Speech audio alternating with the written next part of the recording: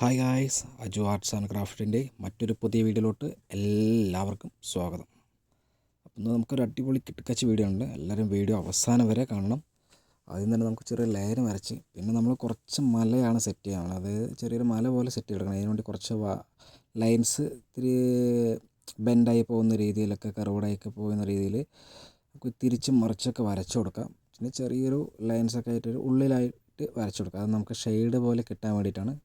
പിന്നെ നമുക്കത് നേരത്തെ വരച്ച ലൈൻ്റെ താഴെ ഒരു ആർച്ച് വരച്ചെടുത്ത് ഒരു നദി പോലെ കുറച്ച് സെറ്റ് ചെയ്തെടുക്കാണ്ട്. പിന്നെ നമുക്ക് ആ മലയുടെ ഏറ്റവും മുകളിലായിട്ട് പഴയ ബുദ്ധൻ്റെ ഇതുപോലെ പഴയ ചൈനയിലൊക്കെ കാണുന്ന ടെമ്പിൾ പോലെ ചെറുതായിട്ടൊന്ന് വരച്ചു കൊടുക്കാം. നമുക്ക് സിമ്പിളായിട്ട് ലൈൻസ് മാത്രം ഉപയോഗിച്ച് ഒന്ന് ഡാർക്ക് ഒക്കെ വെച്ചിട്ട് വരച്ചു കൊടുക്കാം. കട്ടിയിൽ മുകൾ ഭാഗം വരുന്ന ഭാഗം കട്ടിയിലും ബാക്കിയുള്ളൊക്കെ നമുക്ക് ലൈൻസ് പോലെ വരച്ചു കൊടുത്ത് ഒന്ന് ഡാർക്കിച്ച് കൊടുത്ത് സെറ്റാക്കാം. ചെറിയൊരു ഡോർ പോലെയൊക്കെ വരച്ചു കൊടുക്കുന്നുണ്ട്. പിന്നെ നമ്മൾ നേരത്തെ വരച്ച പാലത്തിന് ഇഷ്ടികയുടെ സിമ്പിൾ നമുക്ക് ഒന്ന് ഫിനിഷിങ്ങിനായിട്ട് വരച്ചു കൊടുക്കാം.